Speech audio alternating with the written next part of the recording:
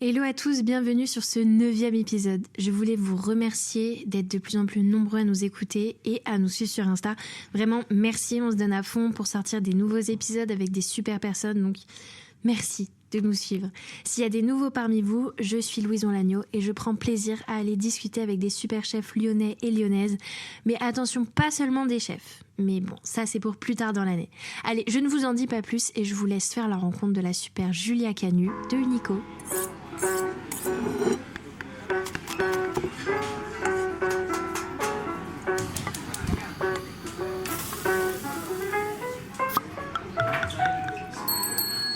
Bon, et bonjour à tous. Je suis trop contente de vous retrouver. Je suis au 11 rue d'Algérie avec Julia.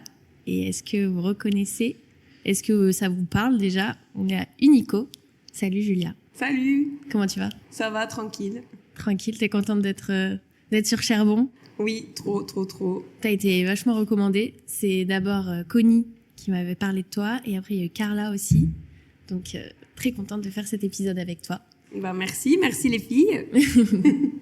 Est-ce que on peut démarrer direct et tu te présentes en quelques mots? Oui, alors moi je m'appelle Julia Canu, je suis originaire de Corse, donc je ne suis pas du tout lyonnaise. Mon mari avec qui j'ai monté Unico s'appelle Thiago, lui il est brésilien et on s'est rencontrés à l'Institut Paul Bocuse. Donc on a un parcours de cuisinier on va dire à la base, même si on voyait un petit peu la boulangerie et la pâtisserie. Et après on a décidé de se spécialiser dans la glace. Ok. Ça vient d'où cette idée? Ben moi, on avait l'habitude avec mes parents, pendant toute la saison estivale, dès que ça faisait l'ouverture, on allait sur le port à Bonifacio, manger une glace chez François de Rocasser. Et du coup, c'était un peu tous les samedis, c'était le rendez-vous avec toute ma famille. Ouais. Et en fait, plus ça allait, plus je grandissais, plus on me demandait ce que je voulais être ou qu'est-ce que je voulais faire. Et je disais à chaque fois, moi, j'aimerais bien être comme François. Donc, parce qu'on attendait tous les samedis, en fait, avec ma sœur. C'est quand samedi? C'est dans combien de dodo? Et du coup, je voulais... voilà. J'adore la glace, j'adore la cuisine. Je me suis rendu compte que la glace, en commençant vraiment à m'y intéresser, c'était vraiment de la science. Ouais. Donc, j'adore la science aussi. Mon père est prof de physique-chimie, donc... voilà. Ah. Et en fait, la glace, c'est un peu la gastronomie, la science, tout mélangé. On peut vraiment aller loin. On peut faire plein de choses. On ne sait pas juste vanille, chocolat, même si c'est très bon quand c'est très bien fait. Ouais. Et je voulais un peu explorer cet univers où, en France, on s'est rendu compte avec Thiago que c'était pas très, très exploré encore par rapport à tout ce qu'on fait en boulangerie, etc. Ouais, c'est vrai. Ou charcuterie. Enfin, on voit beaucoup de choses. En France, ça restait quand même...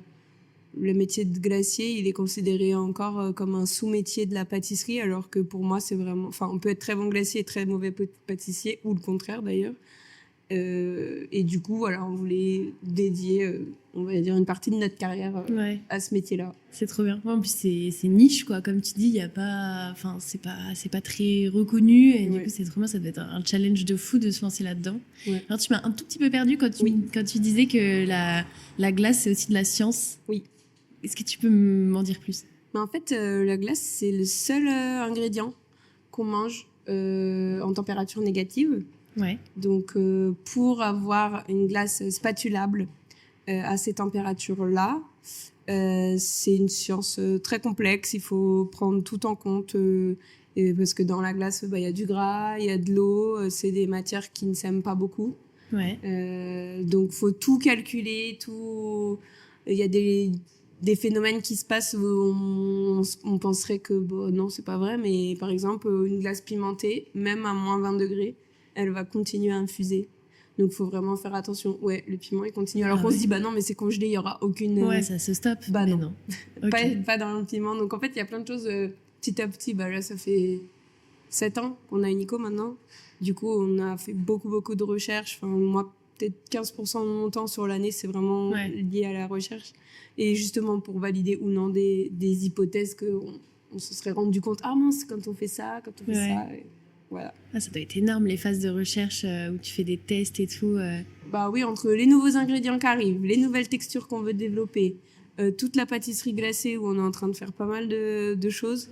Bon, là, il y a l'omelette norvégienne, c'est un monument de la pâtisserie française, mais il n'y a pas que ça. Voilà, trouver des desserts un peu sympas avec un cœur coulant, comment on fait, les esquimaux, les cookies glacés, enfin tout en fait. Ouais. Donc, ouais, il y a un petit peu de travail. C'est énorme. Est-ce qu'on peut revenir sur du coup ton parcours? Donc, Oui. tu fais un bac général ou tu étais déjà en bac cuisine? scientifique, ouais. Ah, ok, d'accord. Bac scientifique général. Moi, je voulais faire un CAP pâtissier à la base. Mon père, il m'a dit, mais non, mais là, il faut faire au moins son bac et tout ça. Bon, j'ai dit, comme j'étais pas sûre. Parce qu'entre le rêve qu'on a quand on a 9 ans et le métier qu'on va faire pendant peut-être plus de 20 ans, il y a un grand pas. Ça mérite réflexion. Voilà. Je me suis dit, je vais faire mon bac scientifique. Ouais. Ensuite, je vais aller à l'Institut Paul Bocuse, faire un essai, voir si ça me plaît comme école. Parce que je voulais avoir un espèce de... Comment on dit ? Un aperçu, on va dire à 360 degrés, de tous les métiers de bouche. Et là, la formation que nous, on avait à l'époque, parce que ça fait plus de 10 ans maintenant, on avait cuisine, on avait œnologie, on avait ressources humaines, on avait anglais, on avait qu'est-ce qu'on avait marketing, pâtisserie, boulangerie, on avait traiteur, on avait street food, on avait des challenges.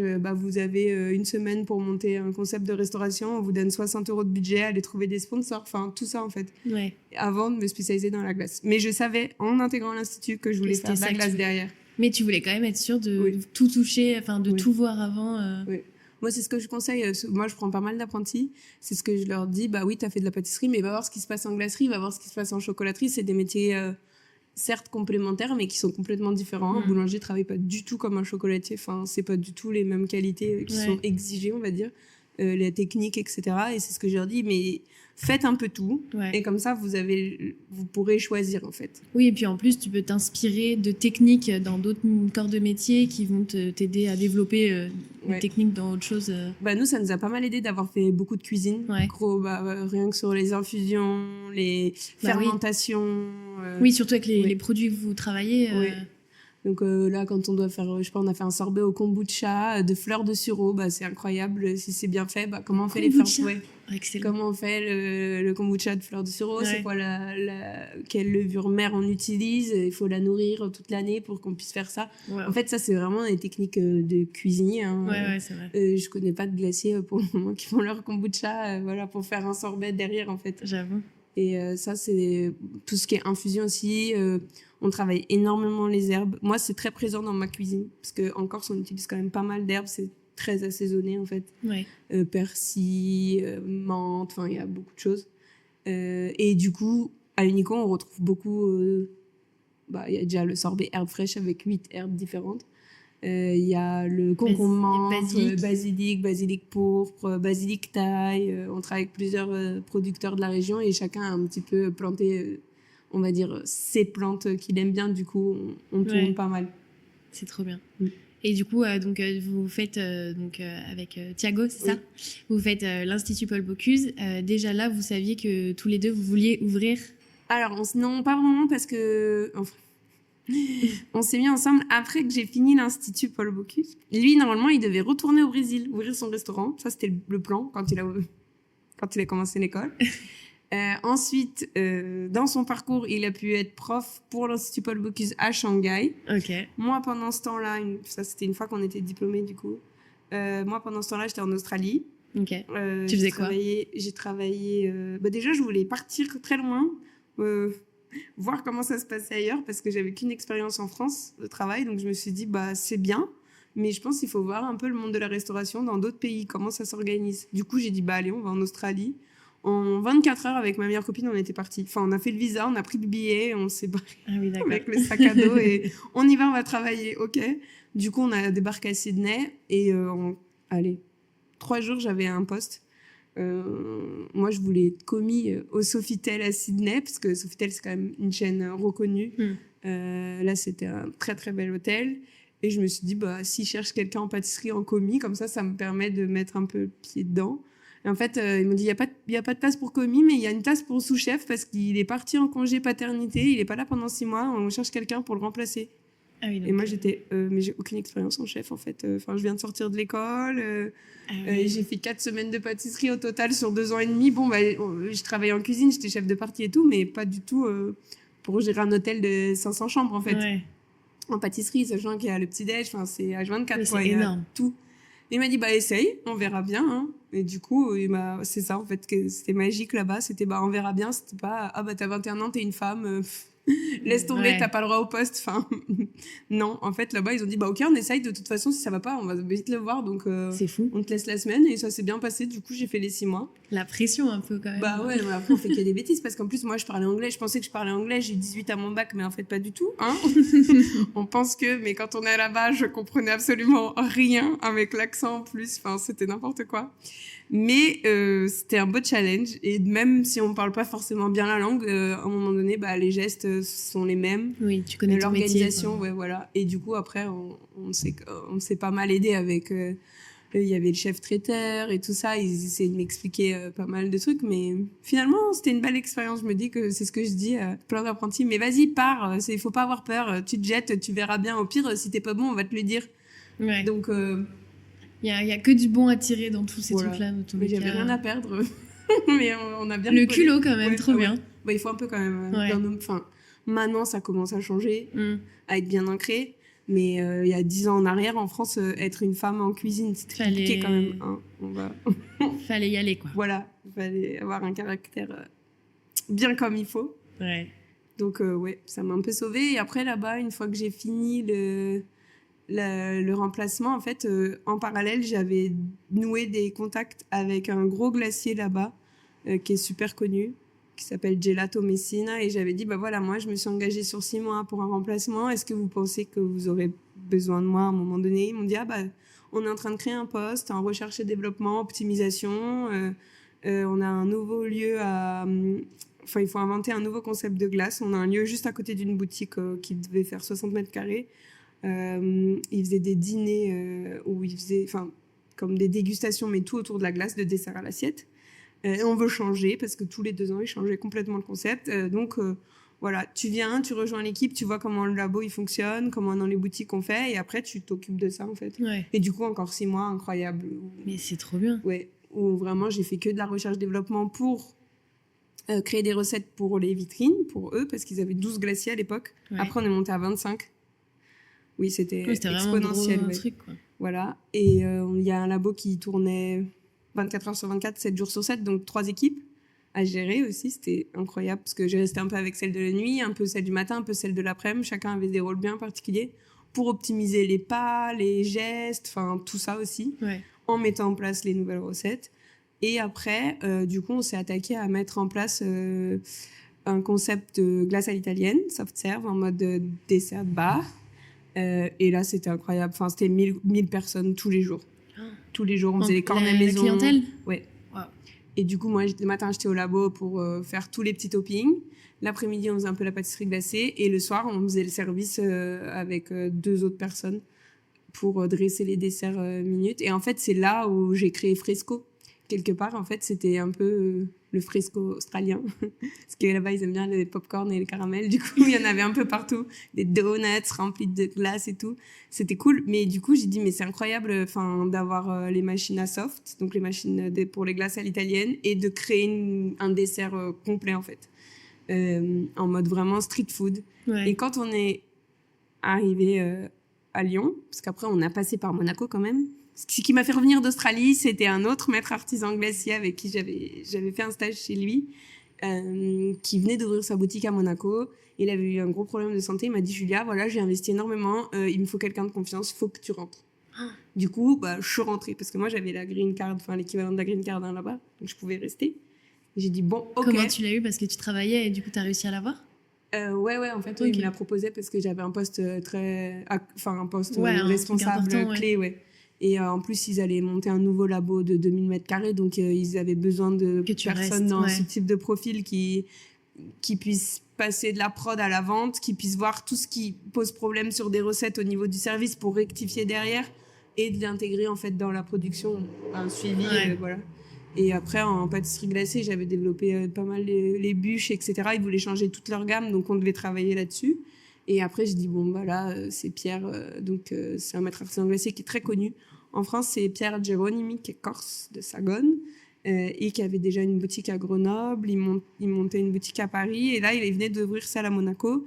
Et donc, il m'a dit, Julia, il faut que tu rentres. Donc, bon, bah, j'ai tout abandonné. Et Thiago, lui, il en avait marre d'être en Chine. Il venait de rentrer. La cuisine, il était à Lyon.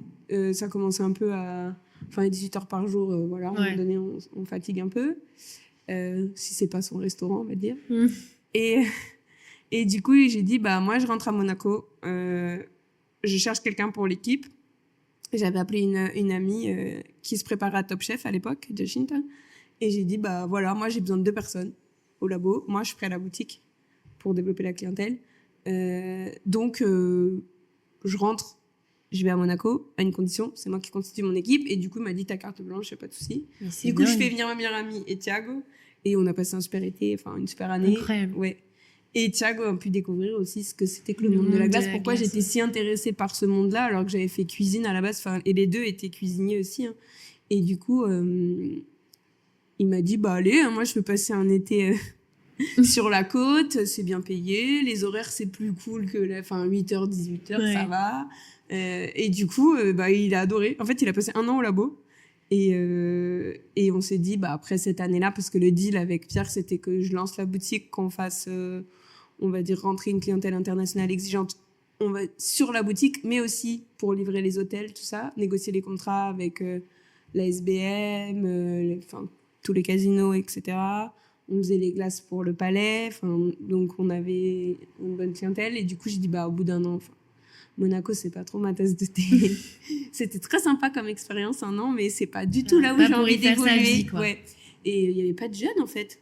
Il y avait pas de jeunes, on sortait, on avait l'impression qu'on était genre les enfants à chaque fois, quoi. Ouais. C'était trop bizarre pour nous, alors que moi je sortais de Sydney, lui de Shanghai, c'est énorme pour sortir et tout, et là on était à Monaco, quoi. À 18h à Roquebrune Cap Martin, on pouvait même pas aller boire une bière, tout était fermé. J'étais là, bon, ok, non. On remonte à Lyon. Et du coup, nous voilà à Lyon. Et on voulait ouvrir à la base Fresco en premier. Ouais. Mais on s'est rendu compte en faisant le marketing, quand on demande aux gens qu'est-ce que ça vous évoque les glaces à l'italienne, tout de suite c'était McDonald's. Voilà. Quoi ? Bah oui, pour eux c'est le McFlurry, quoi. Ouais, voilà ça. Quand on dit glace à l'italienne, c'est McFlurry. Moi, j'aurais pas répondu ça. Oui, mais là c'était il y a 10 ans. Faut remettre ça dans le contexte. Maintenant c'est un peu à la mode, mais ouais, c'est vrai. Il y a 10 ans, personne faisait ça. À part sur la côte, là, dans les plages un peu touristiques, ou chez McDonald's. Voilà, ouais, c'est vrai, en fait. Voilà.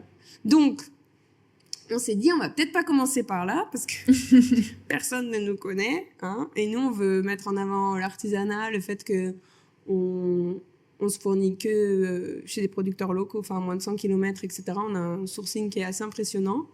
Et du coup, on s'est dit, on va pas commencer par des glaces à l'italienne, parce que dans leur tête, déjà, avant même d'avoir goûté, pour eux, ce sera industriel. Donc, on a ouvert Unico en premier. Comme ça, c'était plus dans le format, ce que les gens ont l'habitude de consommer. Parce que, dans les fêtes, nous, on n'aura pas de fruits exotiques, etc. Au début, on se faisait vraiment insulter. Hein. Maintenant, ça paraît logique, des glaces de saison, mais il y a 10 ans, c'était, comment ça, il n'y a pas de fraises au mois de décembre? Et pourquoi dans ma bûche, je peux pas avoir des fruits rouges? Parce que c'est tellement ancré. C'est tellement ancré. Et on avait que 16 parfums. La plupart des glaciers à Lyon, en moyenne, c'était 70 parfums. Donc, on était vraiment des ovnis, en fait. Maintenant, ça paraît plus logique parce qu'il y a beaucoup de glaciers qui se sont montés, tout ça. Les gens, ils font vraiment attention, et pas que au restaurant. Parce qu'avant, c'était ça. Je vais pas manger de tomates l'hiver, mais c'était que au restaurant. Hein. La bûche, elle peut être à la framboise et au cassis, c'est pas grave. Alors que 6 mois d'écart. Voilà. Ouais. Et maintenant, un peu plus. Mais ça fait 7 ans qu'on y travaille, on va dire. Vous étiez vachement avant-gardiste, quoi. Oui, mais même en pâtisserie, on voit que les choses ont évolué. Hein. Ouais. Moi, je vois avec Mina, avant, on pouvait commander des framboisiers. Et encore maintenant, chez les grands noms de la pâtisserie en Lyon, on peut commander des framboisiers même en décembre, alors que ça n'a aucun sens. Maintenant, dans la nouvelle génération de pâtissiers, ils vous diront mais non, c'est n'importe quoi. Hors de question, je fais pas ça. Framboisier, c'est pas avant juillet. Mais c'est fou parce que, en tant que consommateur, c'est vrai que moi, ça fait pas si longtemps que ça que je suis sensibilisée à ces saisons, même pour les fruits. Enfin, ça paraît un peu ridicule ce que je dis, mais... Non, mais c'est très, très récent, en fait. C'est maintenant qu'on commence vraiment à s'en préoccuper, en fait. Ouais. À se dire, c'est bizarre, pourquoi il a mis une tarte aux fraises en décembre, ce pâtissier, mais ça n'a pas de sens. Enfin, il n'y a pas de fraises en ce moment. Parce que jusqu'à maintenant, malheureusement, dans les supermarchés, il y a tout le temps. Et... En fait, c'était les industries et les pâtissiers qui voulaient faire plaisir à la clientèle. En fait, c'est l'inverse, c'est la clientèle qui doit suivre les saisons. Mais c'est dur, même maintenant encore. Enfin, il y a quand même une partie de la population où c'est compliqué de leur dire, non, là aujourd'hui, il y a plus ci, il y a plus ça. Mais par contre, on a fait une super tarte au Mirabelle. Voilà, il faut. Ouais, mais comme tu dis, c'est ancré, quoi. Enfin, faut beaucoup. Faut revenir un peu en arrière, là, il y a 30-40 ans en arrière. Et avant, un pâtissier, il n'aurait jamais fait un framboisier en décembre. Enfin, c'est clair. C'est logique. C'est que là, pendant 30 ans, il y a eu... avec les purées de fruits, tout ce qui était congelé et tout, ça a vraiment changé la façon dont les Français consomment. Mais on y revient petit à petit, même avec tout ce qui est support média, la presse et tout, ça aide pas mal. Dans les food pâtisseries, les choses comme ça, on voit que... bizarrement, dans le numéro de septembre, maintenant, on parle de prunes et de figues. On parle plus de poires. Enfin, ça reprend, mais légèrement, on va dire. Donc, tout le monde suit. On sent que maintenant, on n'est plus des extraterrestres. C'est normal pour les clients quand on dit « non, c'est fini ». Ou alors que quand je dis « dernier bac de pastèques », ils sont là « oh non, s'il vous plaît ». Je dis « faudra attendre l'année prochaine ». C'est drôle même, des fois. On en rigole. Nous, il y en a, ils nous appellent pour qu'on mette des pots de côté. Enfin... J'ai vu sur votre Instagram que c'était la dernière fois que vous ferez maïs. S'il vous plaît, mettez-moi un pot de côté. Je suis pas là à Lyon et tout. Il y a plus de maïs là ? Non. Ah, je suis triste. C'était trop bon le maïs. C'était vraiment délicieux. Il me semblait, C'était ouf. C'était 3 semaines. Guillaume, il en a eu pour 3 semaines après. C'est drôle. C'est ouf. Ouais. Oui, puis ça fait découvrir plein de saveurs différentes, quoi. Ouais. Donc là, on a travaillé tout ce qui est prune. On a eu la figue. J'adore figue. C'est bon. Alors du coup, tu as parlé de Mina. Est-ce que tu peux me faire un peu la chronologie des choses ? Donc il y a eu Fresco. Alors, on a ouvert Unico en premier. Ah oui, Unico. Il y a 7 ans, avec le petit labo, la montée de la Grande Côte. Ensuite, on a eu l'opportunité de reprendre un local. C'était une copine qui faisait des choux avant. Mais du coup, nous, on a repris le local quai Saint-Antoine. Et c'est là où on a dit, on va faire Fresco. Maintenant que les clients nous connaissent pour notre glace artisanale de bonne qualité à Unico, du coup on va les envoyer à Fresco goûter un autre format de glace. Donc la glace à italienne. Voilà. Donc et les crocs glacés, montées minutes, etc. Donc c'était drôle parce que par exemple le vendredi ils venaient à Unico et le samedi ils venaient à Fresco. Pour eux c'était 2 façons différentes, alors que peut-être ils n'allaient pas faire 2 fois Unico. Pour eux c'était vraiment 2 façons de consommer des desserts différemment. Donc là c'était en 2019, Fresco, on a ouvert en 2019. Après, en 2021, décembre 2021, parce qu'on s'est rendu compte là, on avait 4 ans d'Unico, à peu près, c'était ça, 4 ans, que la pâtisserie glacée, ça demandait énormément de place pour faire la pâtisserie. Tout ce qui était génoise, les cookies, nous on fait vraiment tout maison, les nougatines, tout maison. Et ça demande de la cuisson. Donc, quand on fait des glaces, dans le même labo, et c'était pas pratique du tout parce qu'il fallait fallait d'abord faire les biscuits, séparer une journée on faisait que ça pour après faire le lendemain les glaces et monter les entremets, ça. Et au niveau de l'espace, Unico 12 mètres carrés labo, donc déjà fallait produire pour Fresco, pour les restos, pour la boutique, et là on n'arrivait plus en fait.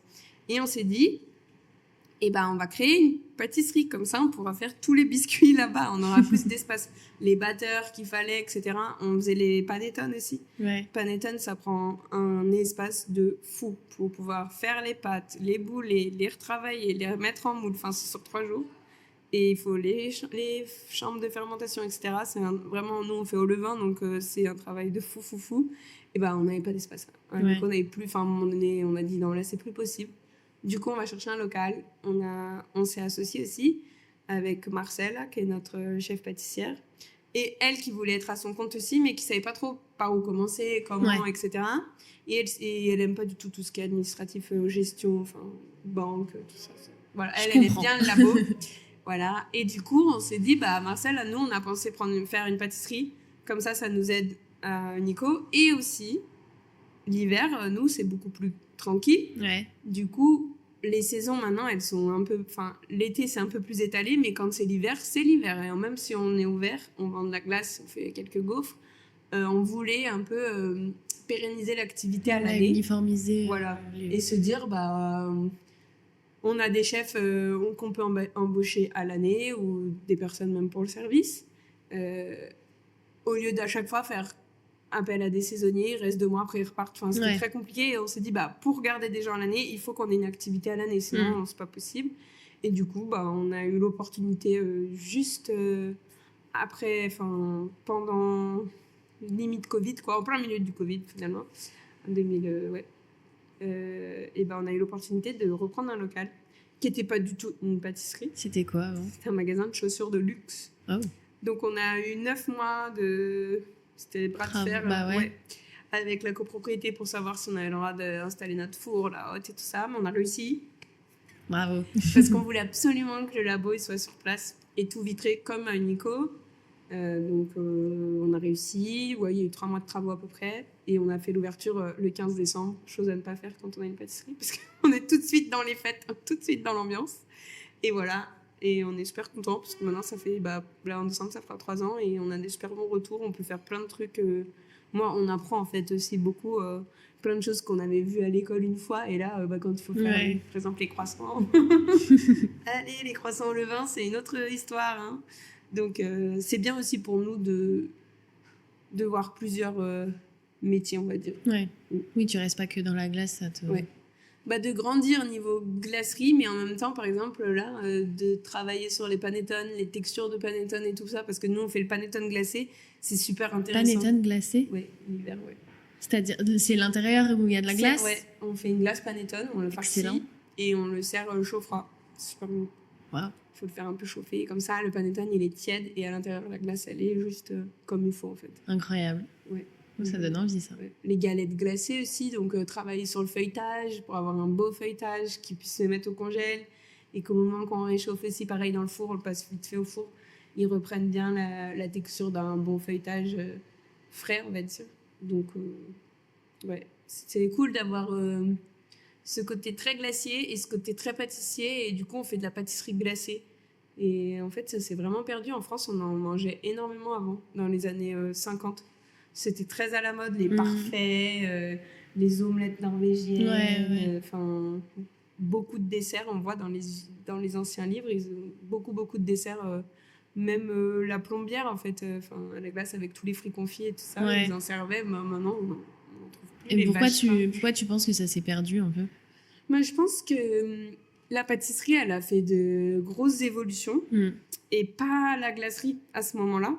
Et du coup, avec les médias, les top chefs, les meilleurs pâtissiers, les trucs comme ça les a propulsés devant et du coup, ça s'est vraiment perdu. Après, on a perdu énormément d'artisans glaciers en France.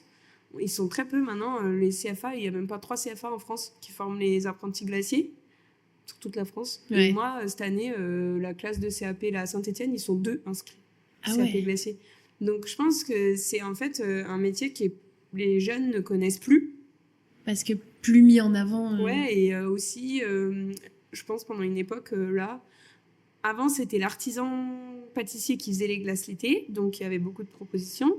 Et après, du coup, ils ont fait un diplôme 100% glacier. Et ce qui s'est passé, c'est que les 100% glaciers, en France, ils sont plutôt sur la côte.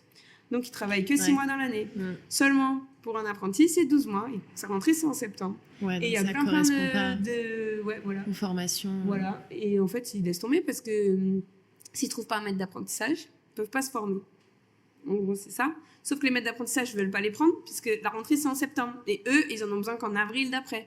Donc, en fait, c'est le serpent qui se mord la queue. Et du coup, on perd un métier. Et nous, on est à la Confédération nationale des glaciers de France. On se bat. C'est ce que j'expliquais avec le président. J'ai dit, là, il faut qu'on trouve des solutions. Parce que sinon, c'est des métiers qui vont se perdre. Ouais. Vraiment.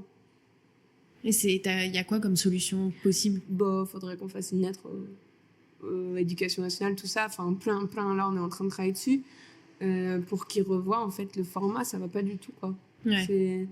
même les 12 semaines de cours étalées comme ça, ils ont 3 semaines de cours en plein mois de juin, alors que c'est là où ils apprennent le plus. C'est la pleine saison.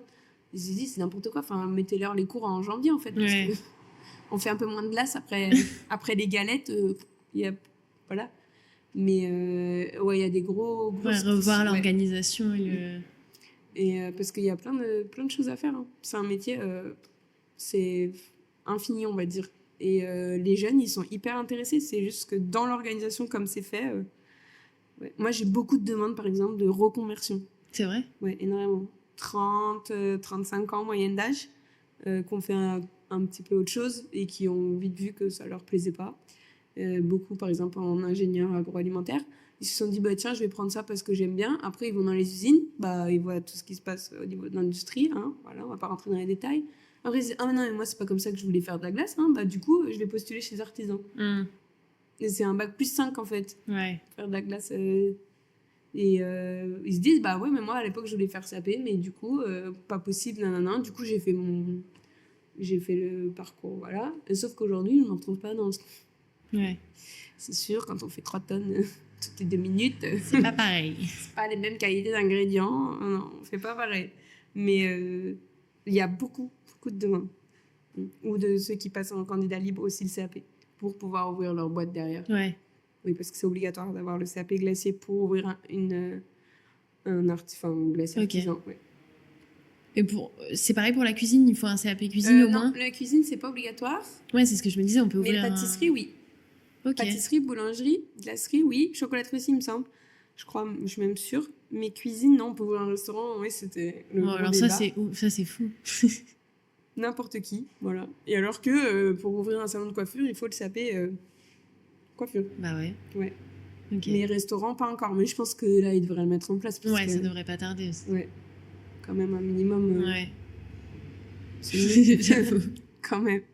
Ok, ouais, c'est intéressant. Donc c'est un métier qui s'est perdu, mais il y a toujours beaucoup d'intérêt pour et la consommation de glace, elle augmente. Hein, elle fait qu'augmenter en France. Hein.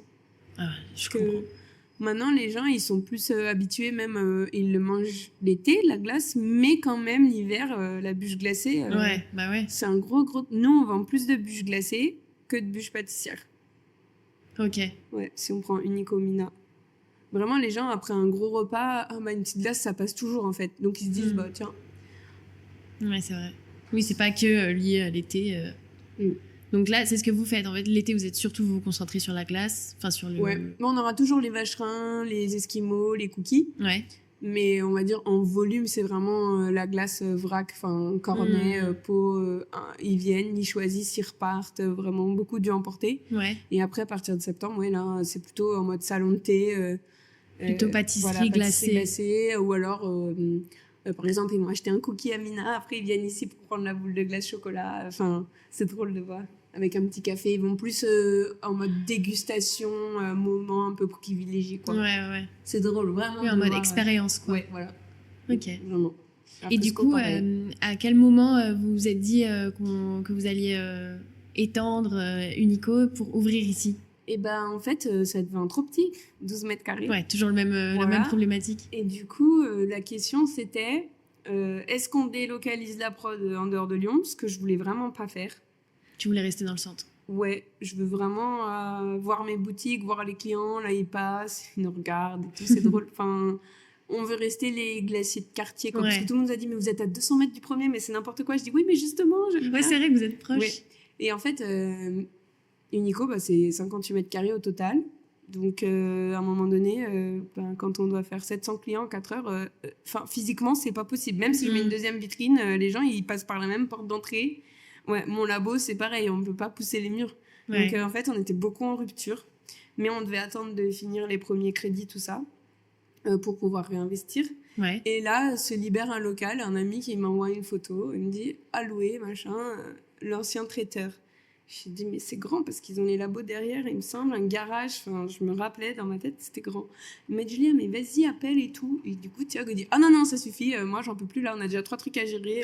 Je suis fatiguée. Non, mais c'est vrai, on était très, très fatigués, on ne devait pas faire ça. Ouais, j'imagine. Et après, j'ai dit, non, mais Thiago, regarde, si on peut faire un labo tout plein pied et tout, c'est trop bien parce que nous, les stockages à Unico, c'est en dessous. Physiquement, c'était dur. Et j'ai dit, en plus, tu vois, il y a plein de clients historiques. Ça faisait 7 ans, du coup, qui venaient plus à cause de la queue. C'est horrible, en fait. C'était là, eux, ils étaient là les premiers. Ouais. Ils arrivent et on les voyait de loin en mode, oh non, comme ça. Ouais. Oh non, non, avec la tête comme ça, à dire aux enfants non, non, non, on va pas faire la queue et tout. Et du coup, je dis mais c'est pas possible en fait. Eux, c'était les premiers à venir, c'était les premiers à franchir la porte en fait. Donc moi, je veux qu'ils restent, je veux qu'eux ils soient là aussi Ouais, encore. Enfin, qu'il y ait des normal. nouveaux, tant mieux, hein, voilà. Et qu'ils reviennent surtout. Mais c'était trop horrible. Enfin, pour moi, il y a plein de, même des amis à nous, ils disaient ah non, mais Julia, samedi dimanche, non, mais c'est mort en fait. J'étais non, mais attends, même si on fait au plus vite, allez, c'est 20 minutes de queue. Je suis d'accord, même moi je les ferais pas. Même si la glace est bonne, c'est vrai que des fois c'est un peu. Enfin, il suffit qu'on soit avec des C'est un enfants et frein, tout ça. quoi. Ouais. Ouais. On se dit, oh non, bah ouais, Nico, ok, mais bon, voilà. Et du coup, on s'est dit, bah là, il y a l'opportunité à 200 mètres, on peut faire un beau labo, parce qu'on a plein de restos qu'on refusait de servir pour faire du sur-mesure. Oui, parce qu'en plus, vous livrez des restos. Et après, il y avait toute la beaucoup de partie boulot. événementielle où on disait non. Après, il y avait toute la partie atelier. Moi, je donne des ateliers tous les samedis, tous les dimanches matin. Tu t'arrêtes jamais. Ouais. Non, il faut montrer tout ce qu'on sait faire.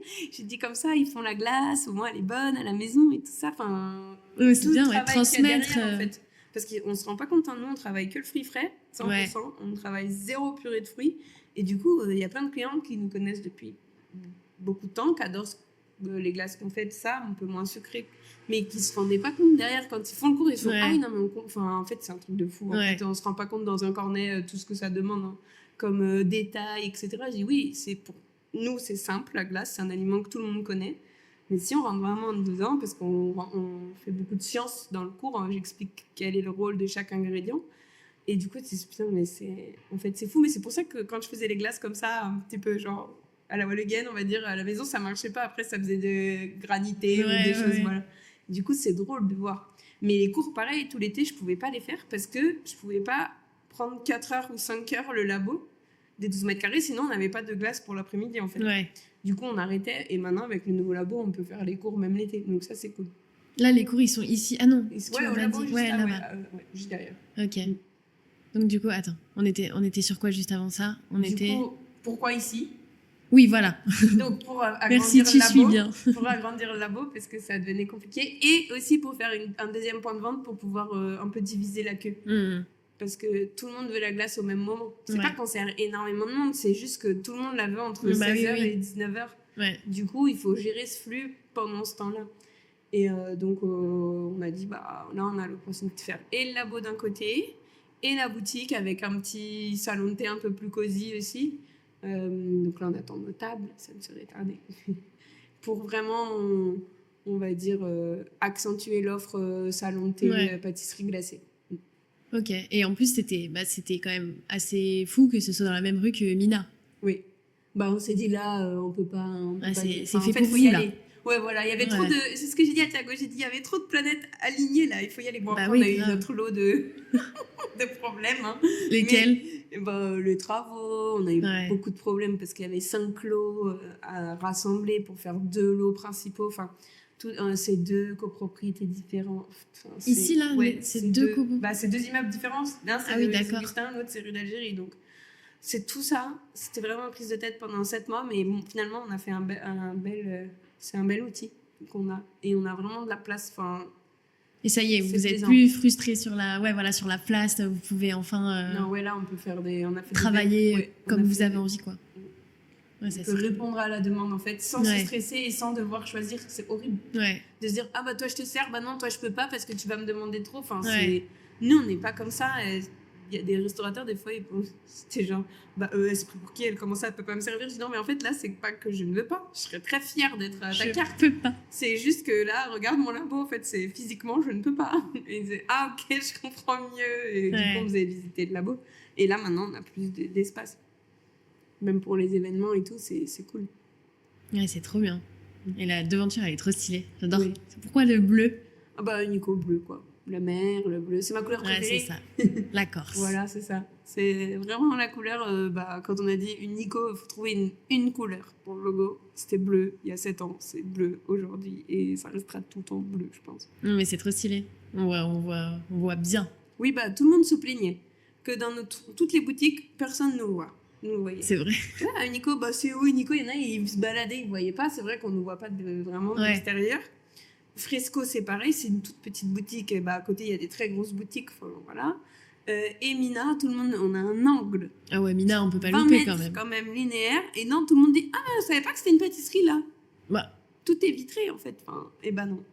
Du coup, on a dit ok. Voilà. On a tout noté. Nous, tout ce que les clients nous disent, les amis restaurateurs, les copains qui sont entrepreneurs, tout ça.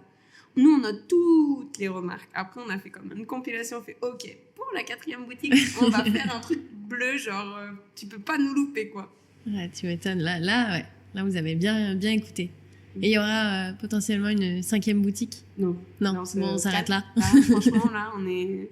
Putain, ça fait 7 ans, on n'a pas chômé et il y a quand même beaucoup de choses. En fait, on a une liste des choses à faire qui se rallongent. Avant, on avait du temps un peu l'hiver pour commencer à faire, mais maintenant, il faut faire des galettes, il faut faire d'autres trucs. Donc, et après, c'est ce que je dis là, et on va vraiment se concentrer sur ce qu'il y a déjà à faire. Juste voilà, faire ce qu'il y a à faire. Et après, non, je pense que la 5e boutique, c'est pas trop notre... Là, franchement, à Lyon, on est bien. Ouais. Voilà. Par contre, ce qu'on aimerait bien développer plus, moi, surtout l'hiver, c'est tout ce qui est conseil pour les gens qui veulent monter leur boutique. Je préfère faire dans ce sens-là. Enfin, on n'a pas envie d'être une franchise. On a eu déjà 2 demandes pour ouvrir à Paris et à Biarritz. Et pour le moment, on n'est pas... Enfin, en fait, unico à Biarritz, je ne sais pas si ce serait intéressant. Par contre, aider quelqu'un qui est de la région, qui connaît les producteurs, etc. Comme nous, on a fait tout ce travail unico, l'aider pour qu'il gagne du temps, faire des recettes, enfin, tester, ça me plairait plus. Mais en son nom et sa propre... Voilà, je préfère. Son propre établissement. Ouais, parce que je vois pas, je sais pas, une vingtaine d'unico sur la France... j'ai du mal à voir en fait. Ah ouais. Non, moi je suis bien à Lyon et j'aime bien mes 2 boutiques, plus Mina, plus Fresco. Qu'est-ce que t'aimes vraiment bien à Lyon? Pourquoi Lyon? Ah bah c'est la ville des épicuriens à Lyon. Moi j'ai dit... j'aime bien ça, j'aime bien cette phrase. C'est la ville des épicuriens. En fait, quand je suis arrivée pour faire l'école, moi je sortais du village en Corse et tout, j'étais genre waouh, c'est trop bien la grande ville et tout. Et tout le monde me dit non mais tu vas voir, les Lyonnais ils sont super froids. Moi, donc attends. Avant Paul Bocuse, t'habitais en Corse. Ouais. Ouais, ok. Bah, avec mes parents. Ouais. Vrai Corse. Au village de Figari, il y avait 15 habitants, 5 c'était ma famille, quoi. Donc, excellent. Voilà. Moi, je devais faire 1 heure de bus pour aller au lycée, quoi. Et du coup, quand je suis arrivée, tout le monde, les Lyonnais, apparemment, en dehors de Lyon, ils ont cette, je sais pas comment on appelle ça, mais tout le monde m'a dit, ouais, les Lyonnais, ils sont quand même assez froids, c'est très dur de rentrer dans leur cercle et tout. Bon, d'accord, ok. J'ai dit, bon, bah, j'y vais un peu comme ça. Et moi, la Corse, c'est en mode village, quoi. Hey, on va boire un café et tout. Ah, machin, on se klaxonne quand on connaît, enfin, même de vue, mais voilà. Et du coup, à Lyon, moi, je suis arrivée comme ça, nature peinture. J'ai dit, bon, on verra bien comment ils sont, les Lyonnais. Et en fait, nous, en plus, Institut Paul Bocuse, quand on allait, c'était chez des anciens, du coup, des bons restos, nanana. On s'éclatait. Quand on faisait les marchés, je me rappelle, on prenait la voiture pour aller faire le marché de Croix-Rousse le dimanche. C'était genre la sortie. Nous, on mettait les réveils pour faire le marché parce qu'on voulait être dans l'ambiance marché Croix-Rousse. On allait prendre notre café et tout. Enfin, en fait, puis on faisait amitié. Genre, ah ouais, nous, on vient faire le marché là, mais on n'habite pas là du tout. Nanana. Et enfin, pour moi, ça fait un peu village quand même, hein, Lyon. Là, des Pentes, quand on s'est installé... tout le monde, les voisins, ah ça va, vous faites quoi, vous êtes quoi, non, bah... Ouais, la vie de quartier quand même. C'est important. Mais surtout Croix-Rousse, j'ai l'impression, là où... Bas des Pentes, Croix-Rousse. Ouais, Bas des Pentes, et même ici, je trouve qu'il y a vraiment une ambiance particulière. Ouais. Après, et surtout, j'allais même... Aussi, donc j'ai toujours habité Lyon 1er, donc je connais pas les autres quartiers. Ouais. Mais franchement, moi j'ai dit, parce que mes parents ils étaient en mode, ça va Julia, parce que je suis partie à 17 ans quand même. Oui, ça va, t'inquiète, je sais pas, je me suis jamais sentie seule à Lyon en fait. Ouais. On va boire un verre de vin, oh le serveur ou la serveuse est sympa, ah, toi tu connais, ah oui tel domaine, ah trop bien, nan, et toc, on a quelque chose à se dire. Enfin, je me suis toujours sentie très bien en fait. Et j'ai dit, la seule ville où je pourrais habiter, parce que j'ai fait Paris aussi pour un stage 6 mois, mais c'était pas la même ambiance. T'as pas accroché. Bon, après, en même temps, quand on travaille 18 heures par jour, je pense qu'on n'a pas trop le temps de découvrir la ville. Ouais. Voilà. Mais ici, c'est plus... Enfin, pour nous, comme on aime bien boire et bien manger et que, genre, on peut faire 3 km s'il faut pour aller chercher le pain de je sais pas qui, et ben en fait, tout le monde est un peu comme ça à Lyon, j'ai l'impression. Ouais. Mais même ceux qui travaillent pas dans la gastronomie, ils ont un intérêt quand même pour manger. Ouais. Ah non, parce que moi, je préfère aller chercher mon pain là-bas, parce qu'il est fait au levain, je sais pas quoi. Et genre, ils ont leurs habitudes. C'est trop drôle, en fait, quand on les voit faire. Et c'est ce que je dis, c'est notre ville d'adoption. C'est la ville d'adoption des épicuriens. En fait, ceux qui aiment bien boire et bien manger restent à Lyon. Voilà. Ouais, c'est vrai. Et tous ceux qui viennent de l'extérieur, ils se disent ah, mais il y a quand même du level à Lyon, hein, parce que là, tu vas à la boulangerie du coin, t'as quand même un gros niveau de boulangerie, ou tu vas à la charcuterie ou au boucher, il y a un très bon niveau en fait. Donc, ça, c'est cool. Après, quand on monte une affaire liée à la restauration, vaut mieux être bon, parce que les Lyonnais, ils pardonnent pas. Par contre, quand c'est mauvais, ils y vont une fois, pas deux. Ça, je l'entends grave, que la clientèle lyonnaise, vraiment, elle sait ce qu'elle aime, elle sait ce qu'elle aime pas, et si c'est pas au niveau, bah, c'est mort, quoi. Ouais, ils sont durs dans le sens où, c'est pas qu'on n'a pas le droit de décevoir, mais ils vont pas revenir si vite, quoi. Ouais. Peut-être dans d'autres villes, il y a, par exemple, grosse partie marketing, ça marche. Oui. Mais à Lyon, marketing, ok, mais si c'est pas bon, ils reviennent pas. Ils vont tester une fois, ils reviennent pas. Et par contre, ils le disent. Si ça leur a pas plu, c'est genre à 30 ou 40 autres personnes qui le disent. Non, c'est vrai. Hein. C'est vrai. dur, mais d'ailleurs, nous, je me rappelle à l'Institut, quand on faisait les études de cas, de concept, de restauration qui se montaient et tout, les pilotes, c'est toujours à Lyon. La première boutique pilote ou le premier resto pilote, c'est toujours à Lyon. Ouais. Une fois que ça passe à Lyon, ça passe dans toutes les autres villes françaises. Et quand on a su ça, on s'est dit... C'est ouf. C'est impressionnant. Ouais. Genre, Lyon, c'est vraiment ton test ultime, quoi. Ils font tous les restos pilotes, en premier, c'est lancé ici. Et on a une réputation à tenir. Ouais. Attention, hein. Capitale de la gastronomie. Ouais. Et puis même autour de nous, tous les gens qui produisent, quoi. Entre fruits, les producteurs. Ouais. C'est incroyable. Il y a Est-ce vraiment un gros panel, quoi. Ouais. Est-ce que tu peux me parler justement tu parlais que tu avais un super sourcing. Oui. Est-ce que tu peux me parler de tous tes produits Ouais, il y en a beaucoup, mais... Bon, tu peux me faire un petit échantillonnage. Ouais. Tout ce qui est fruits frais, c'est à moins de 100 km d'ici. Après, par exemple, il y en a, ils font que les abricots. Il y en a qui font... Voilà. Principalement, nous, on prend, on va dire, si on parle en kilos, on traite à peu près en saison 130 kilos de fruits minimum par semaine, 140, 150, ça dépend des semaines. Mais ouais, ça va vite. Hein. Quand même. Et du coup, on est plutôt région vraiment proche Lyon, Chasselet, Vaugneray, Taluyer, enfin vraiment, on va dire, aller à moins d'1 heure de voiture, quoi. Après, tout ce qui est lait, donc lait, c'est Mont-du-Lyonnais, en bio. Gros travail aussi là, c'est des vaches incroyables. C'est les Jersey, je les aime trop. Elles sont toutes mignonnes en plus. Mais elles donnent un lait d'une qualité exceptionnelle. Donc en direct producteur aussi. Il y en a 2 en bio.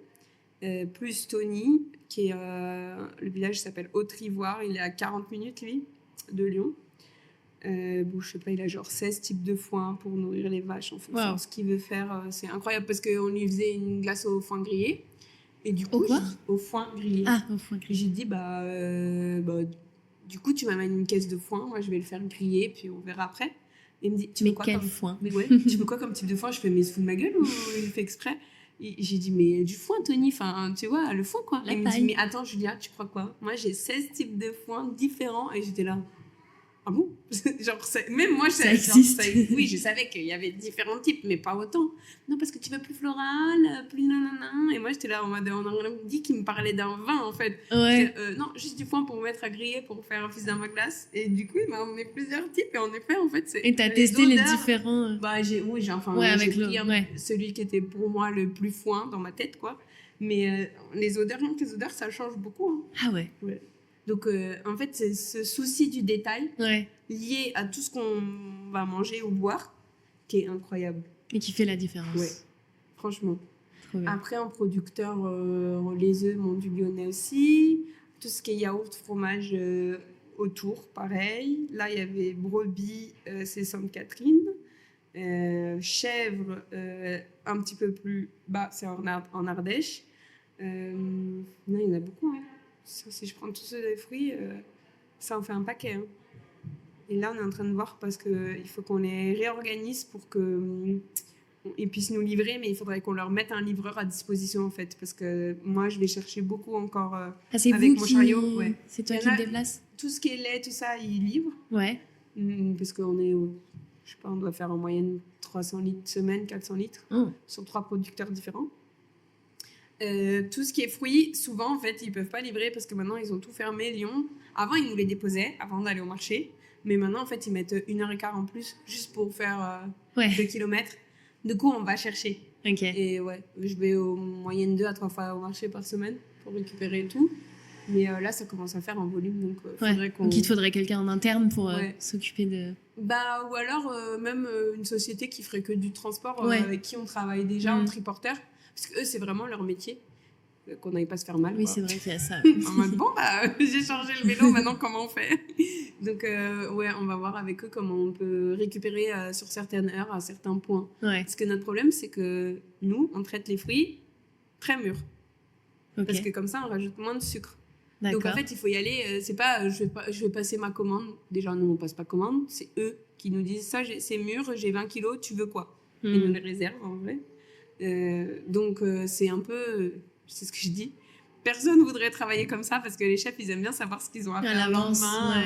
Ouais. Ils ont fait déjà leur tableau de production un peu. Nous, c'est... la liste, elle est faite à 9h le matin et on voit qu'est-ce qui est au dispo. feeling. Ouais, voilà. Et qu'est-ce qui est dispo? Parce que les fixes, elles sont très mûres, c'est maintenant. Enfin, il y a plein de choses comme ça. On peut pas laisser... on peut pas attendre. Donc, c'est ce qui est drôle. C'est pour ça que tout le monde me dit, t'en as pas marre de faire des glaces après 7 ans? Et moi, ah, mais non, tous les jours, c'est la surprise, quoi. Pas, ouais. Ah oui, j'ai vu Lilium, il avait des feuilles de je sais pas quoi. Ah bah tiens, on va mettre un peu de ça. Et en fait, c'est en fonction de comment j'avance dans le marché, on arrive, ok, on va faire tel truc. Ce que tu découvres. C'est hyper intéressant. C'est pas nous qui commandons finalement, c'est eux qui nous dictent ce qu'il y a. Voilà. Bah, maïs, l'an dernier, on n'a pas eu de maïs parce qu'il y a une mouche qui a piqué les maïs. L'an dernier, pas de maïs. Ah, waouh. Et cette année, on a eu 300 épis de maïs. Voilà, tout pour nous. Trop bien. Ah, c'était vraiment bon maïs. Ouais. J'adore. C'était incroyable. Avec chocolat. Ah ouais, c'est ça que j'avais pris le combo, là. Tu m'avais conseillé ça. Trop bon. Et là, on va peut-être faire feuilles de maïs grillées parce que j'ai gardé toutes les feuilles, je les ai fait sécher. Ouais. Tu ne voulais pas perdre les feuilles. Et c'est super bon parce qu'au Mexique, ils le font. Cette boisson, c'est une boisson. Et du coup, je savais pas, j'ai jamais été au Mexique, mais j'ai plein de copines mexicaines. Et donc, elles m'ont dit, mais oui, nous, on les fait griller, on fait comme un milkshake avec. Et moi, et j'ai dit, bah, peut-être s'ils les boivent avec du lait, tout ça, peut-être que... On va faire une glace. Du coup, on peut faire une glace. Et du coup, pour le festival, il y a un festival, là, le 6 octobre. Ça s'appelle Que Gusto. Ouais, Que Gusto.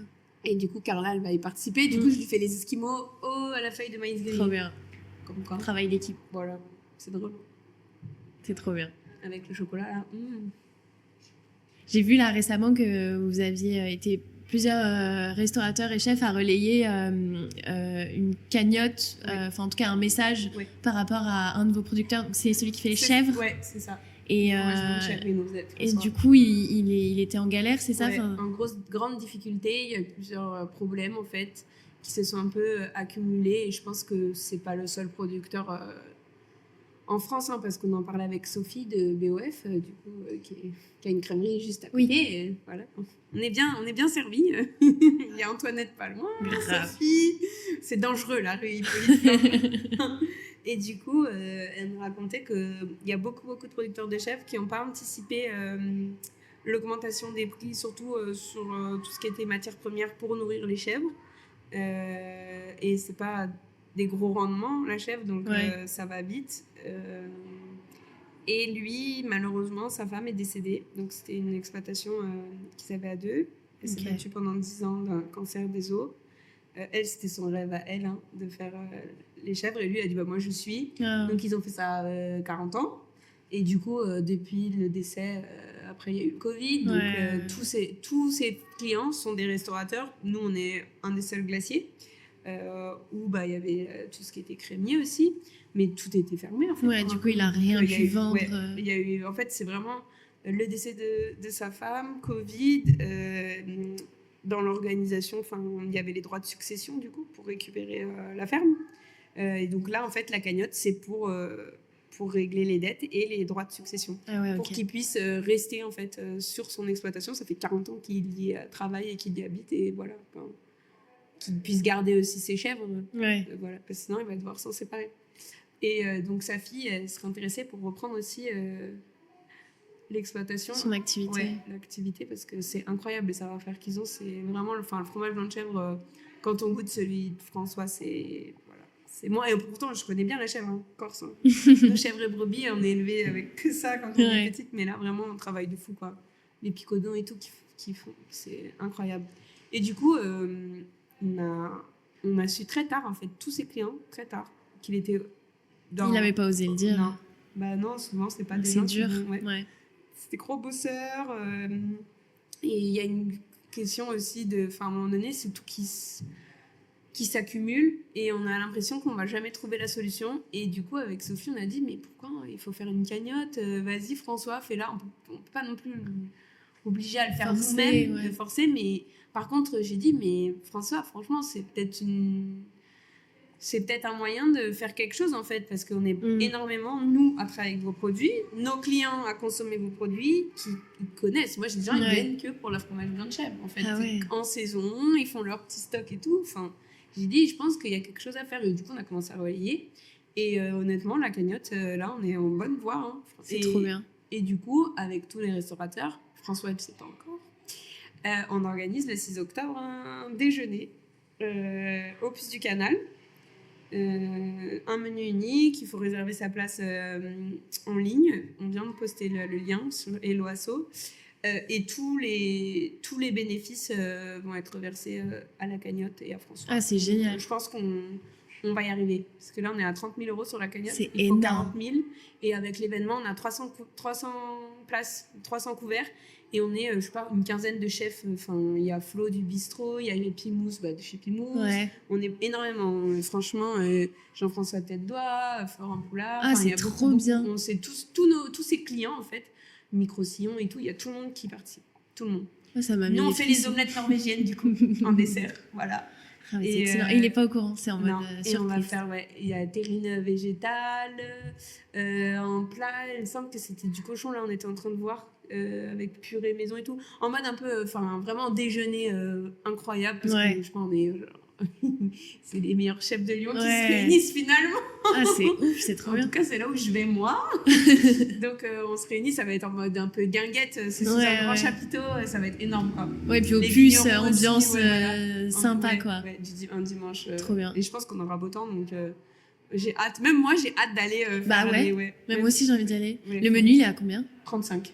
Ah oui, d'accord, c'est gratuit. Ouais. Enfin, voilà. Non, mais... Oui, mais pour un dimanche midi, ça va être avec en mode tous les chefs et tout. Quoi. Ah, trop bien. On a hâte. Là, justement, on a un groupe Instagram pour tout organiser parce qu'il faut qu'on loue la vaisselle et tout. Enfin, il y a un gros travail. Pour 300 personnes. Ouais. Et là, il y a Flo qui m'a fait du bistrot. Il fait, ouais, alors pour les omelettes norvégiennes, tu veux qu'on vienne t'aider? Il y en a quand même 40 à faire, quoi.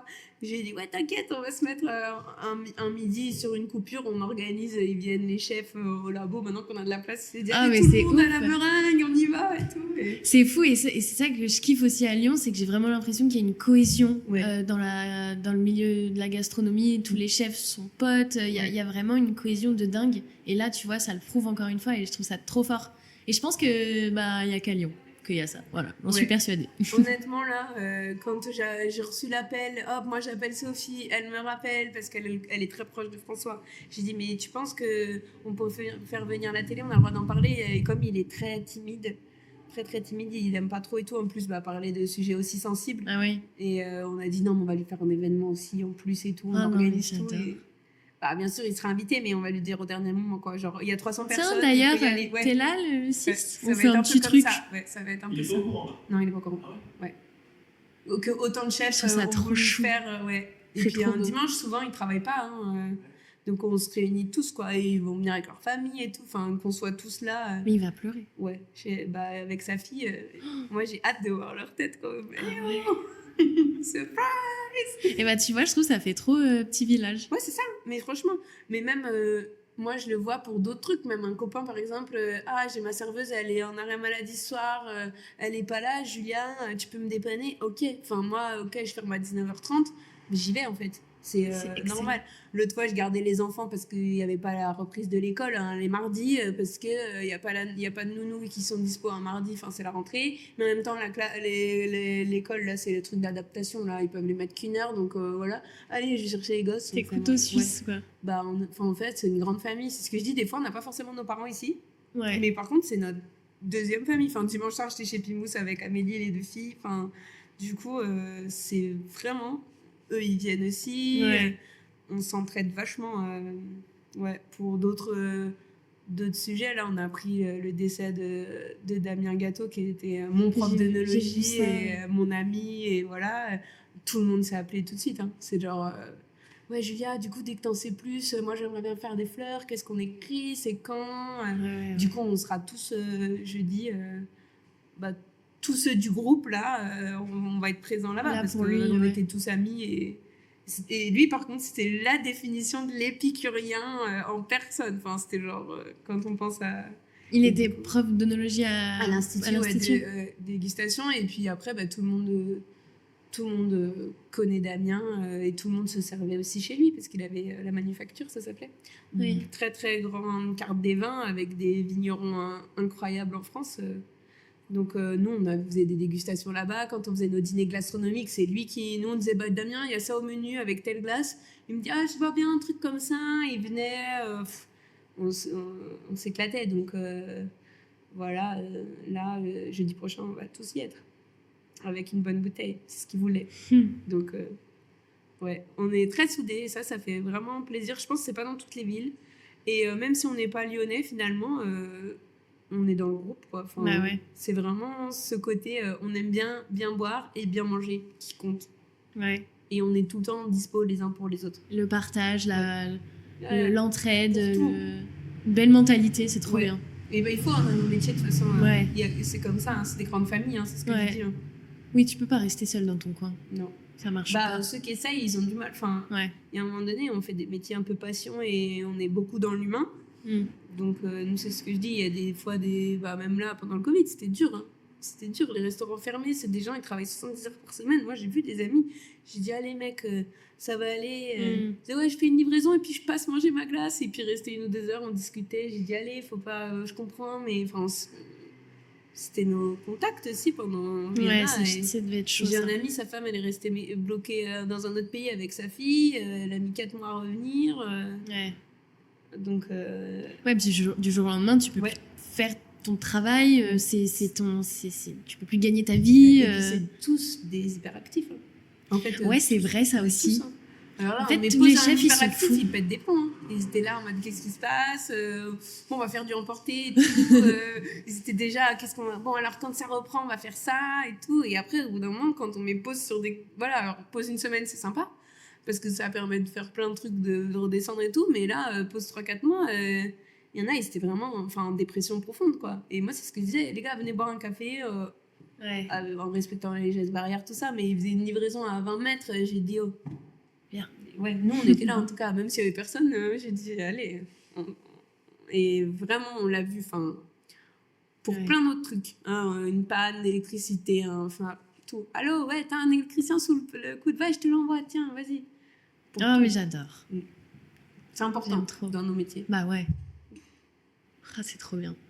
J'adore. Et là, j'aime bien, tu vois, parce que on parle du Nico, mais on parle aussi de tout ça. Et je suis contente que tu me parles de tout ça, parce que ça fait trop plaisir. Parce que c'est pas que chacun a son établissement, c'est un ensemble, c'est tout le monde. Ouais. Non, je pense qu'on a tous dans notre, on va dire, petit... Je sais pas comment expliquer. Univers, ouais. Par exemple, moi, c'est la glacerie. Mais dans ça, j'ai un ami plusieurs amis qui ont des restaurants gastronomiques, d'autres qui ont des bistrots, d'autres qui font de la street food, d'autres qui font... En fait, c'est beaucoup. Beaucoup. Et on se voit souvent, on échange souvent. Ah, toi, t'as fait un dessert avec ça? Ah, ça va bien ensemble? Ah, ok, peut-être que je vais tester une glace. Vous inspirez les uns les autres. Mais Julia, t'as déjà fait ça? Puis Mousse, l'autre fois, Julia, j'ai fait un sort des rhubarbe, là, ça va pas, tu peux me donner un coup de main? Oui, et puis Mousse, fais comme ci, comme là, tu me dis, ok, trop bien. Ah, je voudrais faire un truc petit pois. Pareil, là, il y a Flo aussi, ils ont un gros projet. Pareil, il m'a appelé hier, il m'a dit, faudrait qu'on se voit et tout. Pendant qu'on fait les omelettes, peut-être on peut en parler et tout. Attends, c'est qui, Flo? Du bistrot, du potager, Germain. Ouais, ok. Ils sont sur un beau projet, donc on a hâte. C'est trop bien. Ouais, j'adore. Ça me remplit de joie. Je trouve ça trop beau. Ouais, franchement, on est dans des métiers où c'est une grande famille. Je sais pas si dans d'autres métiers, je sais pas, peut-être si c'est vrai, si c'est le cas d'être aussi. Parce que moi, si je dois rassembler tous ceux avec qui on traîne, ça en fait là, une bonne cinquantaine, sur des gens sur lesquels on peut vraiment compter, quoi. Pas juste pour faire la fête, mais aussi pour. Il y a aussi la fête. Il y a des problèmes, quoi. Ouais. Et c'est rare. Ouais. Très rare. Très, très rare. C'est trop bien. J'adore. Écoute, on va terminer sur cette belle note. Oui. En fait, finalement, est-ce que c'est pas ça que vous kiffez le plus dans votre métier, d'ailleurs? Ah bah c'est sûr, sinon on fait pas ça, je pense. Voilà. En tout cas, c'est pas pour être connu. C'est pas pour l'argent non plus. Hein. Là, franchement, ce serait tromper de métier. Mais par contre, pour se mettre un bel outil en place, bien se faire plaisir, aller voir les copains. Toi, t'as fait ça, toi, t'as mangé ça, toi, t'as... Et là-bas, c'était bien, ça vaut le coup. Non, parce que c'est plus, oui, pour ça. En fait, vous aimez bien manger, vous aimez la vie. Et le partage. Je pense que vraiment, il y a un mot où... Et c'est ce qu'on a appris à l'école, hein. Finalement, c'était ça. Hein. C'était les 3 mots qui sont restés le premier jour de la rentrée et c'est ce qu'ils nous disent là. Alors vous êtes dans cette école pour respect, travail, générosité. C'était les 3 mots. Et je pense que tous ceux-là que j'ai cités, on est dans le même mood. C'est pareil. C'est ça. C'est Lyon. Ah, c'est la gastronomie. Bah ouais. Et j'ai hâte là, il y a le Syrah qui arrive en janvier là. Tous les copains et copines, là, il y a le monde entier, là. C'est pas que Lyon, là. Il y a tous ceux qui sont partis dans leur pays pour ouvrir leur truc. Et là, tout le monde revient. Ouais. C'est trop bien. Les Syrah, c'est une grosse semaine pour nous. Ouais. Tu seras, toi aussi? Ah bah oui. Faut pas manquer. J'ai plein de copains du Brésil, Corée, Japon. Il y a tout le monde, là. Allemagne. C'est fou. C'est le plus gros événement culinaire à Lyon? Ouais. Bah, c'est Europe, hein, quand même. Oui, c'est vrai. Enfin, lié à la gastronomie, en tout cas. Tout le monde se retrouve à Lyon. Avec les Bocuse d'Or, la Coupe du Monde pâtisserie. Oh, c'est fou. J'espère qu'on y sera. Bah oui. Hein. En tant que Charbon. Mais oui, dans tous les cas, on fera un petit passage. En janvier, c'est sûr. Mais oui. Il faut. Ouais. Il y en a plein qui vont descendre là. De plein de pays. Ah, c'est fou. J'adore, tu vois, parce qu'avec Charbon, moi, je suis pas du tout du milieu de la restauration et tout. Donc, vraiment, j'ai créé ce podcast parce que j'étais justement hyper curieuse de tout ça et que d'un œil extérieur, c'est archi fascinant et j'étais grave admirative de justement cette cohésion et du métier de chef. Et je suis trop contente avec Charbon de me rendre compte qu'il y a vraiment que ça existe, qu'il y a vraiment, je sais pas comment expliquer, mais qu'il y a vraiment un truc... Bah, c'est immense en fait. Oui, voilà. On prend Connie, sa façon de cuisiner avec Laurent, sa façon de voir. Ouais. C'est très différent de Carla avec Vincent. C'est pas du tout, on va pas... Connie, on y va un lundi midi, on y va un matin, on va faire le brunch, on va des viennoiseries incroyables et tout, nanana, on se boit une bonne bouteille, voilà. Et elles ont les mêmes valeurs et tout, mais c'est dans 2 formats complètement opposés. Hein, parce que Carla, c'est plutôt le soir, gastro, en mode quand il y a un truc un peu à célébrer, tout ça, dégustation, mescal, nanana. Et pourtant, on les prend à table. Nous, là, quand on se met à table, parce qu'on fait des apéros quand même. Hein. Là, on a aussi un groupe qui est animé par Marion Casu, les chefs lyonnaises. Elle, il faut vraiment l'interviewer aussi. Elle a un parcours incroyable, Marion. Et elle était sommelière, non? Ouais, c'est ça. Et elle est vraiment incroyable. Elle est pâtissière sommelière. Mais oui, je vois. Ouais. Je vois sur Insta. Elle a créé les groupes des chefs lyonnaises. Je crois que je le suis. Et on est, je sais pas, une bonne... 50aine de femmes, qui sont salariées ou entrepreneurs à Lyon, passionnés de la gastronomie, et elle organise des apéros les lundis soirs, ou quand ça, des fois c'est le mercredi, ou je sais pas, elle essaie de faire un peu différent pour que tout le monde puisse venir. Et pareil, quand on se retrouve, il y a des femmes que j'ai jamais vues, mais à chaque fois, elles mélangent tout. C'est trop bien. Tu fais quoi? Ah, du vin? Ah, trop bien, et t'es dans quel domaine et tout? Ah, bah fais voir et tout. Ah, bah fais goûter, machin. Et... Trop bien. Ouais. Elle aussi, je pense, c'est quelqu'un... voir son parcours un peu hyper intéressant. Ah bah, et pareil, on est pareil. Et du coup, quand on se met, c'est ce que je dis, la gastronomie, l'amour des choses bien faites et de le partager en fait. Ouais. Et c'est drôle parce qu'en fonction des histoires de chacune ou de chacun, par exemple, Connie et Carla viennent pas du tout de France, par exemple. Comment elles amènent aussi leur touche ici en fait, en restant bien ancrées à Lyon. Ça, c'est vraiment drôle, je trouve. Ouais, c'est vrai. C'est apporter des trucs d'ailleurs et s'ancrer dans Lyon et plaire et rester, c'est fort, voilà, et développer et fidéliser et tout. Ouais, c'est fort, c'est trop bien. Il y a plein de trucs à voir. J'adore Lyon, j'adore tout ce qui se passe à Lyon, j'adore tout ce qui ouvre à Lyon, tous les chefs à Lyon. J'adore ça, voilà. Et est-ce que tu as d'autres noms de personnes que tu verrais bien sur Charbon? Il y a Sandra aussi. Sandra de Pikin et qui a ouvert récemment Casa Lupita en hommage à sa maman. Oula, mais je connais pas du tout. Sandra? Oh là là, il faut vite la voir. Elle est drôle, elle a un caractère, c'est la reine des sauces. Hein. Sandra, c'est incroyable. Hein. La reine des sauces. Ouais. Et bah franchement, moi je suis française et les sauces, j'y connais un riz. Mais elle, du coup mexicaine. Ouais. Et elle a fait l'Institut Paul Bocuse. Elle a rencontré son mari là-bas aussi, qui est Hugo Poisson. Vraiment, l'Institut Paul Bocuse, ça, Voilà. ça crée des couples. Ouais. Comme ça, il vaut mieux. J'ai dit, toi, t'es beau gosse, tu sais très bien cuisiner. Ah bah ça c'est intéressant, hein, parce qu'à un moment donné, la beauté elle s'en va, mais la faim reste. Donc, marie un chef. C'est pratique, ce que j'ai dit. c'est smart. Ah oui. Et donc, Sandra et Hugo, donc ils ont monté Pikin il y a 7 ans. Bah, nous, on était au tout début de Pikin, je me rappelle. Mais c'est où? C'est dans le 3e, rue d'Essling. Oh là là, mais je suis nulle. Ouais. Taqueria et cocktail incroyable. Gros travail sur les cocktails d'ailleurs de recherche. Et ils ont ouvert là, il y a 4 mois, la Casa Lupita dans le 6e. Donc là, c'est un bistrot. 6e? Avenue Foch. Ok.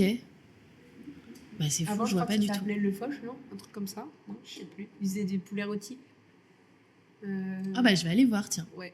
Et du coup, là, elle est là-bas en cuisine. Ok. Un bistrot mexicain. Incroyable. Ah bah, je suis contente parce que je connaissais pas du tout. Parce que souvent, quand on me donne des noms, je connais déjà un peu. Là, tu vois, tu viens de me faire découvrir quelque chose. Ah, c'est ma comfort food Ah ouais. par excellence, ouais. C'est trop bon. Enfin, tout en fait. Fait mijoter bien toutes les viandes, cuisson toute la nuit, dans les sauces et toutes les épices et les piments. Et... Ouais. Vraie experte. Ouais, elle est drôle. Elle a un bon caractère aussi. Ça s'entend bien. Dans le même style avec Carla, là c'est la clique. Ok, ah ouais, je vais faire tout le petit groupe là. Ouais. Mais sinon, Marion, je pense que si à interviewer, elle va donner encore d'autres noms, des femmes que je connais pas forcément ou que je connais de vue, mais pas personnellement. Ouais. Et elle a une très belle vision de notre métier aussi. Et de la gastronomie, le partage, tout aussi. J'aime beaucoup Marion. Ah ouais, ça Je la m'intrigue. rappelle là, tiens, ça fait un moment que je l'ai pas vue. C'est vrai, ça passe vite là l'été. Nous, j'ai eu l'impression que c'est passé. Bah, il y a eu l'ouverture du Pas de Nico. vie. Voilà, c'est comme ça. Pas facile de tout gérer. Mais bon. Ouais, Marion. Il y en a plein, enfin. Sandra, c'est les premiers noms qui sont venus.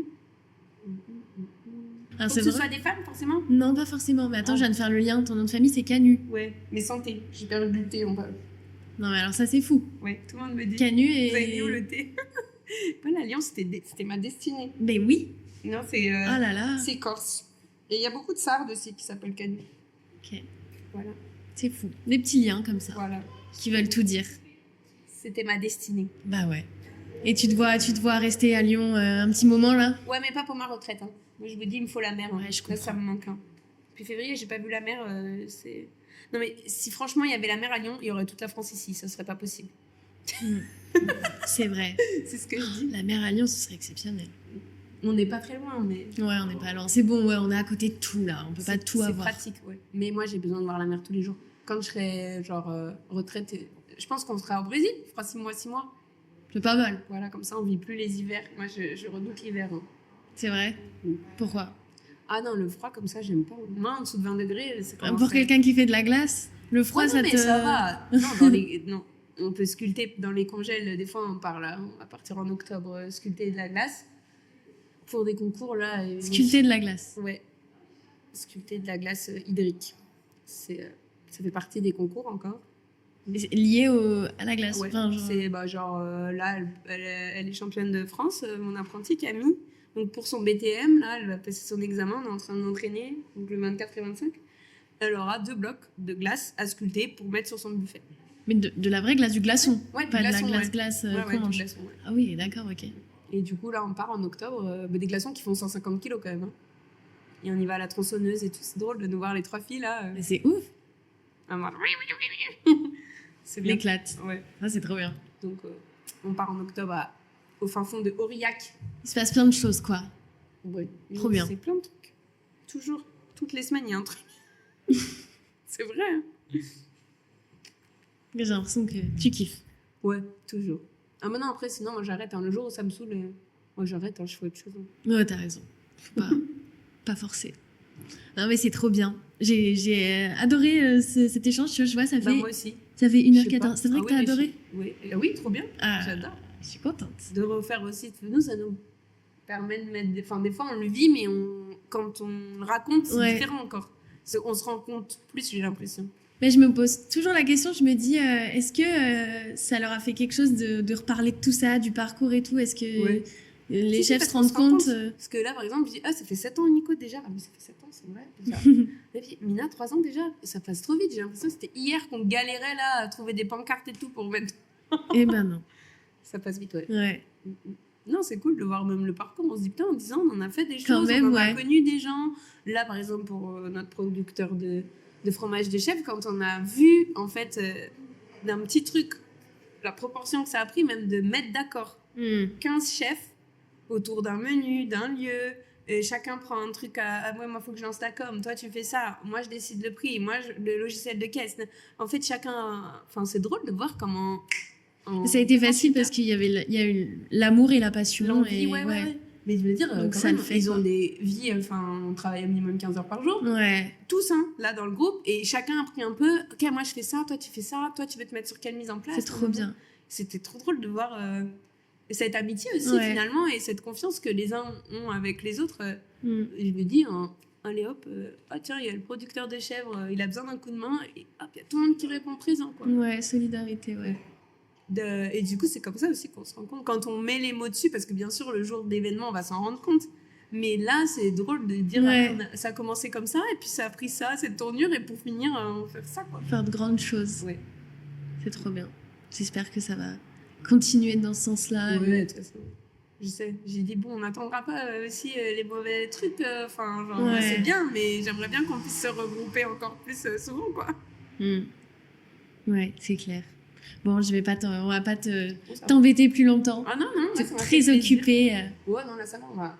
Je vais finir les omelettes norvégiennes en parlant d'omelettes. Je vais relancer une Ça ne s'arrête jamais. Ouais, il y a un gros week-end qui est prévu, là. Courageux. Ouais. Très, très courageux. Merci d'avoir pris ce temps pour Charbon, pour moi, pour discuter de tout ça. C'était trop bien. Vraiment, je suis trop contente. Et il faut qu'on organise une soirée, là, avec les chefs lyonnaises, comme ça, tu pourras... Mais oui, grave. Carrément. Il faut contacter Marion. C'est elle qui met les personnes dans le groupe. Et lui envoyer un petit message. Trop bien. Merci beaucoup pour toutes ces noms, toutes ces infos, toute cette bonne vibe. Oui. J'ai adoré. Trop bien. Good vibe only. Grave. Et manger de la glace, de la bonne glace. Oui, surtout. Avec des cornets faits maison. Okay, oui. Ah là là. Venez goûter. Chez Unico, c'est tellement bon. Et bon, il n'y a plus de glace au maïs, mais il y en aura l'année prochaine peut-être. Ouais, la figue.